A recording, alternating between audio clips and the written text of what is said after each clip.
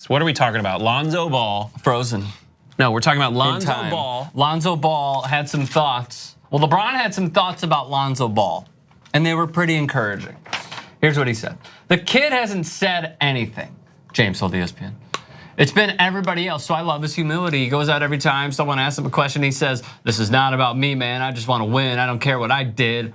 I seen he had a triple-double one game and they lost, and he was like, I don't care, we lost. So I can draw any parallel to my experience. I mean, of course. I guess when you're drafted to a franchise, they want you to kind of be the savior, and it takes a while. I mean, listen, man, this guy's 20-something games into his pro career, also 20 years old. Shit doesn't happen that fast. Here it goes again. It goes back to my instant oatmeal quote. Everybody wants it right away. Can he play ball? Absolutely. The kid can play ball. His name is Ball. Do guys want to play with him? Absolutely, because it's English is hard. It's a guy who is not about him. It's about the success of the team, yada, yada. I thought it was pretty encouraging. I thought it was pretty cool. Here's something about LeBron James that rubs me the wrong way. He'll say something like, it goes back to my instant oatmeal quote. Like it's so infamous that we remember it? Quoth the King James. Oh, instant oatmeal. I don't know what the hell is. I mean, I can infer. Can you imagine the reporters being like, oh, he's doing the instant oatmeal. Oh, say it again, LeBron. Say it again. I just want to hear it. I just want to hear it wash over me. Your greatness in your words. Can you dunk for me? What if he was actually like, everybody wants it right away? Oatmeal. So everyone does want it right away. Where do you want to get into this one? Like, where do you want to start? Here's what Lonzo Ball had to say about LeBron before they meet tonight. They meet tonight at the Q in Cleveland. Take a look. LeBron is your favorite player? Yeah, he was when I was growing up. My favorite player to watch. How much did you try to pattern your game after him? Easier said than done, but is this something you tried to do? As far as helping my team win and went out there and doing everything I can to fill the stat sheet up. That's definitely what I got from him. But I think he just plays the right way. And yeah, like I said, I looked up to him when I was a kid. Why was your favorite player? Just the way he played. I mean, I feel like he can go out and probably get 40, 50 every night, but he decides to pass, rebound, do all the other things to help the team win. Did you like study his moves and stuff? Did you try to pattern certain things that you do? I mean, his game's a little different than mine just because how big he is and how strong he is. So not really, but like the way he played, how his attitude was, demeanor. How many times have you guys met? This is our first time. This is my first time going to meet him.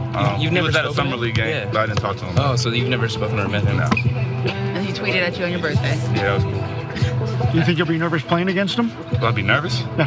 That just looked like a green screen. When he like hopped around. Okay, first of all, that alarm going off was hilarious. The Lakers organization going like, he likes LeBron more than Kobe.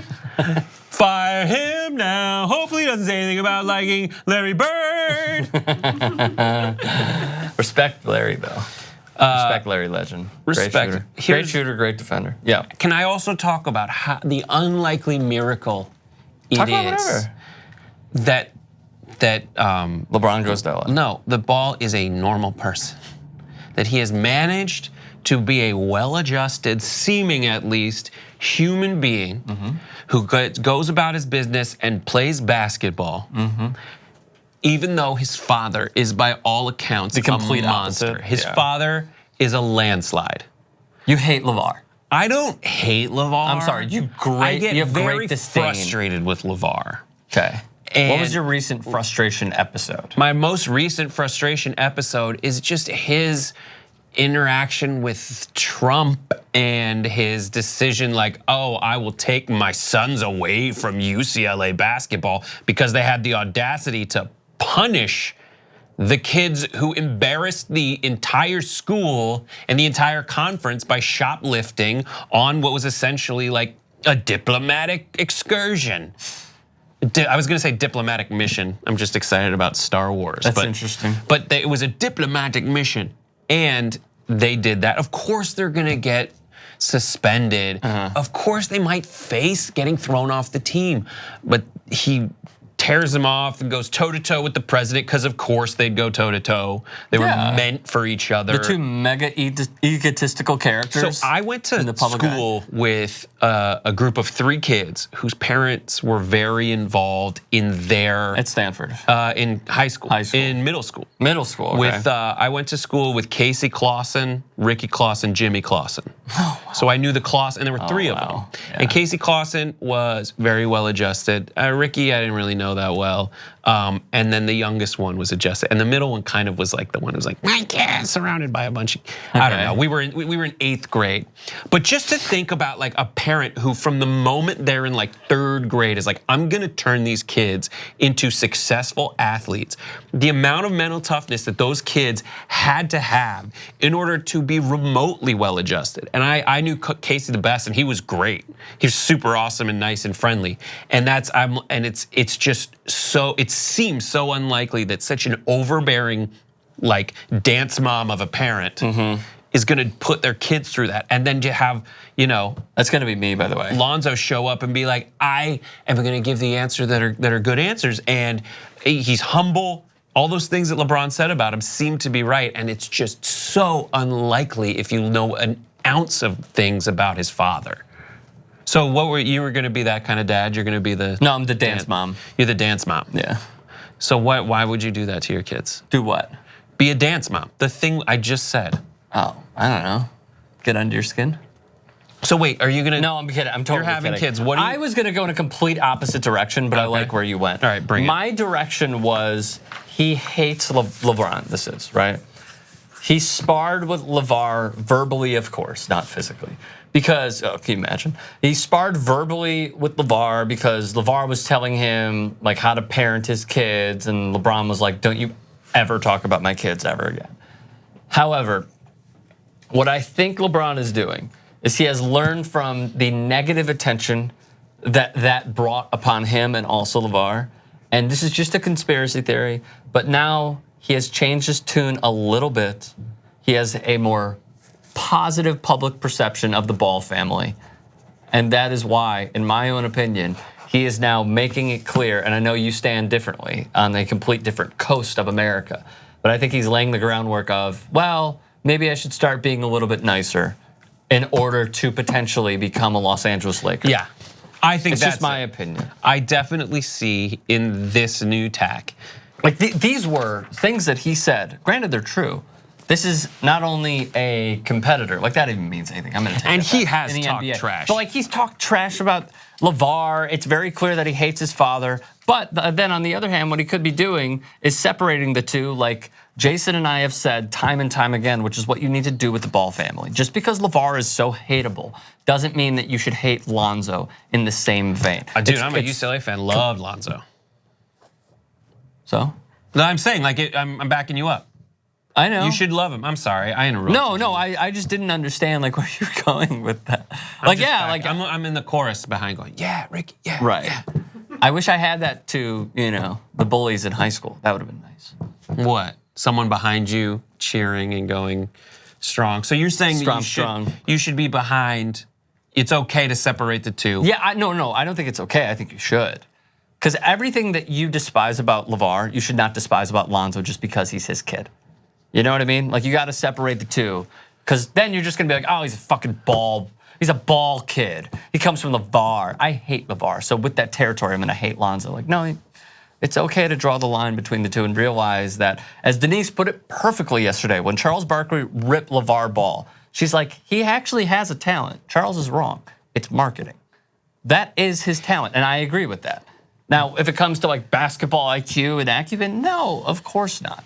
But that is the one thing that he does have. Do you think it's possible that as soon as the Twitter storm has passed, as soon as he's done with his tirade, as soon as the cameras turn off, it's possible that LeVar turns around and is like, guys, gets the kids together and go, just know I'm only doing this for everyone's benefit. I'm sorry that I'm overbearing. Or do you think it is 100% his personality? No, I think this is an act that he puts on but doesn't say that when the cameras go off. I think when he goes home, he's like, can you believe what I said? Can you believe they're running with it? That's what I think. I don't think he'd ever do that to a reporter, because knowing, somebody would run with it at some point. Do you think Yeah, I mean, I totally. Can we go back to my LeBron thing? Bring it. You said New York, right? You think he's going to the Knicks? I think yeah, maybe. He might go to the Knicks. But do you see where I'm going with this? Where he's like overdoing the emphasis of being like, Lonzo's a great kid, and it's hard to be in that position, and I was in that position, and I'm sympathetic to him, and I could relate. It's also possible that LeBron's just saying, like, if you look at both of these statements, apart from the context of previous statements made, these are just the right things to say. Because if you look at what Steph Curry said about Lonzo Ball, it was also, if anyone looked at my first 20 games, they'd realize it wasn't, what's that LeBron quote? Instant oatmeal? That's it. Yeah. It wasn't instant oatmeal. It was eventual oatmeal. Here it goes again. Steel it goes cut. back to my instant oatmeal quote. Everybody wants it right away. And just similarly, they want it with maple syrup, and occasionally they want it with apple cinnamon, and sometimes they want it with cranberries.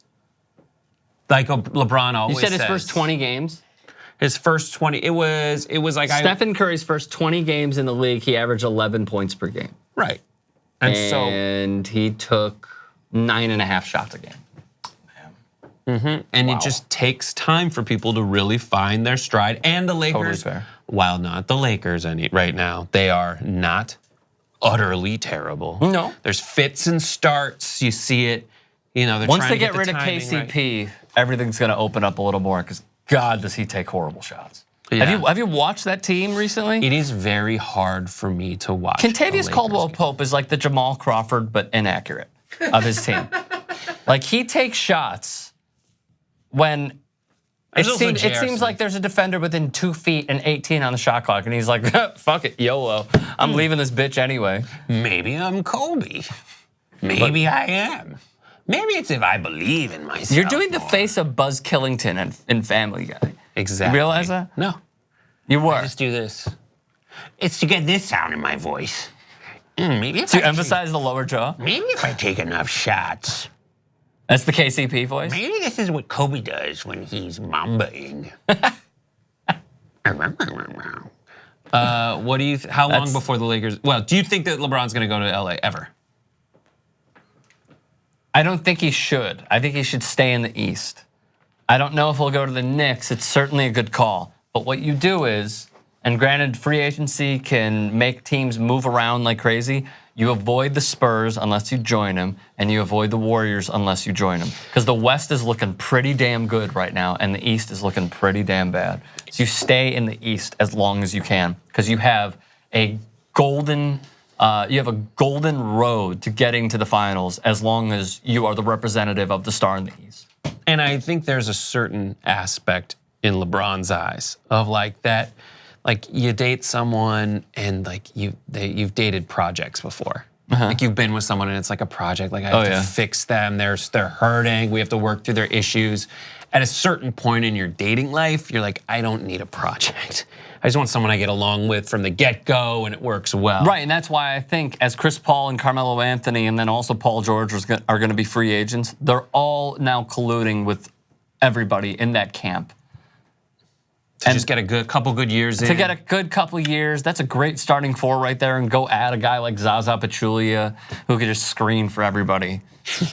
Seriously, just do it. And he's like a pretty good free throw shooter for Where are being they a gonna end big up? guy. Great question. I don't know. Someone who just has.